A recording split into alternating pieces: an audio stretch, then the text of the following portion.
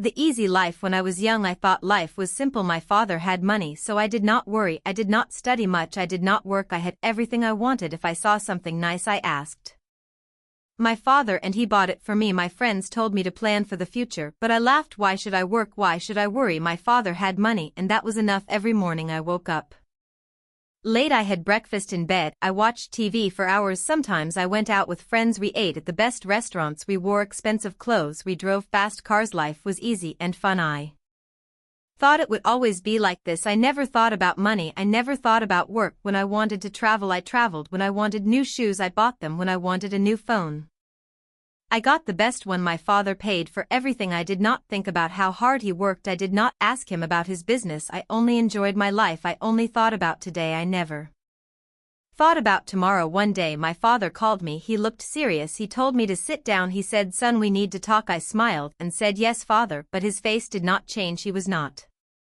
happy. He was not joking. I felt a little nervous, but I did not know why. My father was always kind. He never said no to me, but that day something was different. He took a deep breath and looked at me. "You are not a child anymore," he said. "You must think about your future." I laughed and said, "Father, I have everything I need." He shook his head. "No, my son, you have everything because I work hard, but life is not always easy. One day things may change." I did not understand. I thought he was worrying for no reason. I smiled and said, "Do not worry, father, nothing will change." He did not smile back. He looked at me for a long time. Then he said, "We will see." I did not know what he meant. I thought he was just in a bad mood. I stood up and left the room. I did not think about his words. I went out with my friends. I laughed. I spent money. I did not know that my life was about to change. The next morning I woke up late. As always I stretched and picked up my phone. There were many messages from my friends. They wanted to go out. I smiled and got ready. I wore my best clothes, sprayed expensive perfume and walked downstairs. But when I reached the living room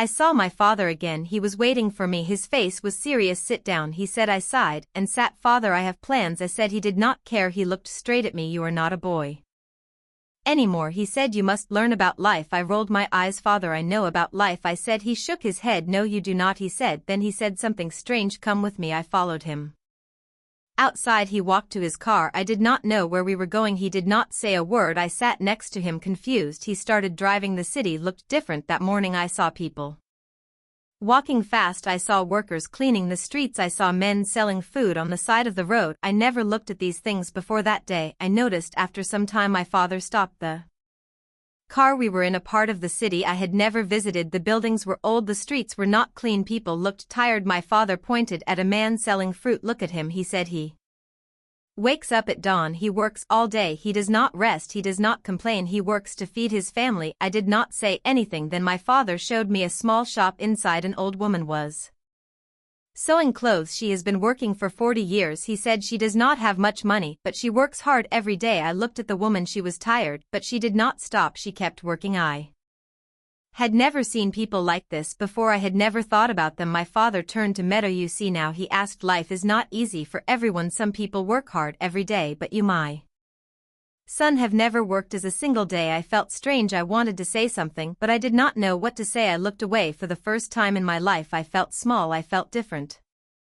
Something inside me had changed. We got back into the car. My father did not speak. He just drove. I sat quietly thinking. The images of the man selling fruit and the woman sewing clothes stayed in my mind. I had never thought about people like them. I had never thought about work. My life was easy, but now I felt different. I did not know why. After some time my father stopped the car again. This time we were in front of a large building. It was his office. I had been there before, but I never stayed long. I only visited when I needed money. My father got out. "Come," he said. I followed him inside. The office was busy. People were walking fast. Phones were ringing. Papers were everywhere. My father took me to his office. He sat down and looked at me. "Do you know what I do every day?" he asked. I shrugged. "You work," I said. He nodded. "Yes, but do you know how hard I work?" I stayed quiet. He continued. "I wake up early. I make big decisions. I solve problems. I take care of this company, and I do all of this for you." I looked around the office. I saw tired workers. Some were writing reports, some were making calls, some looked stressed. I never thought about these things before. I only saw the money my father gave me. I never saw how he earned it. I felt something strange inside me. It was guilt. Then my father handed me a small notebook. "From tomorrow you We'll work here, he said. I laughed. Me work, I asked. He did not laugh. Yes, he said, you will start from the bottom, you will learn. I was shocked, but I don't need to work, I said. My father shook his head. You do, he said, because one day I will not be here, and then what will you do? I did not know what to say. I had never thought about life without my father. I had never thought about the future. I had never thought about anything except my own comfort, but now I had no choice. My father had decided tomorrow my life would change. Tomorrow I would start working for the first time in my life. The next morning I woke up early. It felt strange. I was used to sleeping late, but now I had to work. I got dressed and went downstairs. My father was waiting for me. He gave me a small bag. Your lunch, he said. I looked at him in surprise. Lunch? Can't I eat at a restaurant? I asked. He shook his head. Workers bring their own lunch, he said, and today you are a worker. We left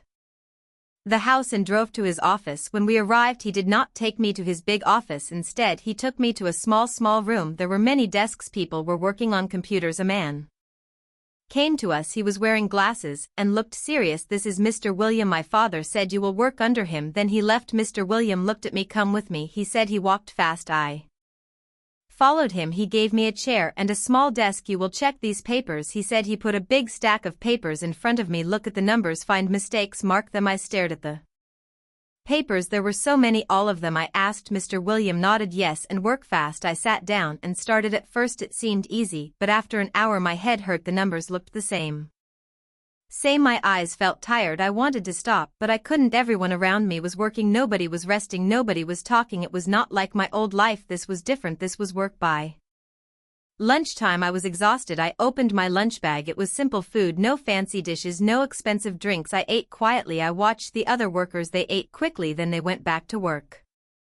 No long breaks, no fun conversations, just work. I missed my old life. I missed my freedom, but I also felt something new. I felt respect. These people worked hard every day, and now I was one of them. The afternoon was even harder. My back hurt from sitting. My hands were tired from writing. I wanted to stop. I wanted to go home, but I couldn't. Mr. William came to my desk. He checked my work.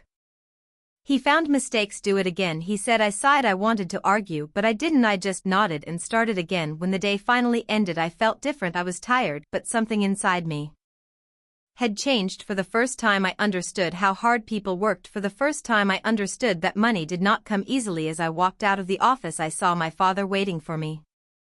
He did not ask me how my day was. He only smiled, and for the first time in my life I smiled back, not because life was easy, but because I had earned that smile. The next day I woke up early.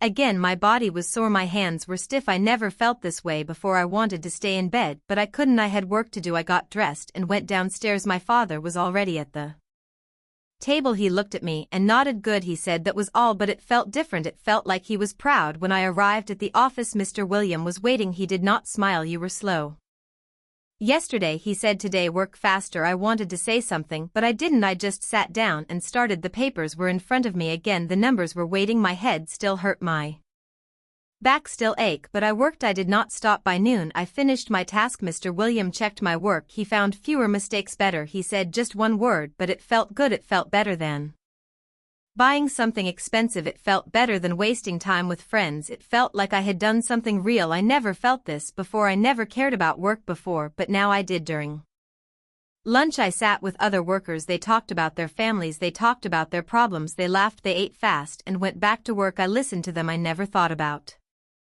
people like them before. I never thought about what they went through, but now I was sitting with them. I was one of them. The afternoon was hard. Mr. William gave me more work. Let's see if you can handle this, he said. I wanted to complain, but I didn't. I just nodded. I focused. I worked. The hours passed. My back hurt. My hands ached, but I kept going. I wanted to prove that I could do this. I wanted to prove it to myself. At the end of the day, Mr. William looked at me. He did not smile, but he said, not bad, just 2 words, but they meant a lot. I nodded and left the office. My father was waiting outside. He looked at me. Tired, he asked. I nodded. He smiled. Good, he said. I understood now. I understood why he made me do this, and for the first time I did not want to run away from work. I wanted to learn more. Days passed, then weeks, then months. I worked every day. At first it was hard. My body hurt. My mind felt tired, but slowly I got better. I made fewer mistakes. I worked faster. Mr. Williams still did not smile, but he stopped complaining. Sometimes he even said, good job. Those words felt better than any gift I ever received. I started to understand money. Before I only spent it, now I saw how hard it was to earn. I watched my father work, I saw him make big decisions, I saw him handle problems, I saw him take care of the company I never respected his work before, but now I did. He was not just a man with money, he was a man who built something with his own hands. One evening my father called me to his office. He looked at me for a long time, then he said, "You have changed." I did not know what to say. He continued, "At first you were lazy, you did not care about work, but now you understand." I nodded. He was right, I was not the same person anymore. I felt different, I felt stronger. Then my father surprised me. He took out a small key and gave it to me. "This is your office," he said. I was shocked. "My office?" I asked. He nodded. "You are ready for more responsibility. You have worked hard, now it is time to take the next step." I held the key in my hand. It was small, but it felt heavy. It was not just a key, it was trust. The next day I moved to my new office. It was small, but it was mine. I had my own desk, my own chair, my own work. I was no longer just a worker, I was learning how to lead. It was not easy. I made mistakes, I had bad days, but I did not give up. I kept working, I kept learning. I wanted to be like my father, I wanted to build something of my own. Looking back, I laugh at my old self. I thought life was easy, I thought money was simple, but I was wrong. Life is work, life is effort, life is building something with your own hands. My father taught me that, and now I am ready for the future. Not because I have money, but because I have learned how to earn it.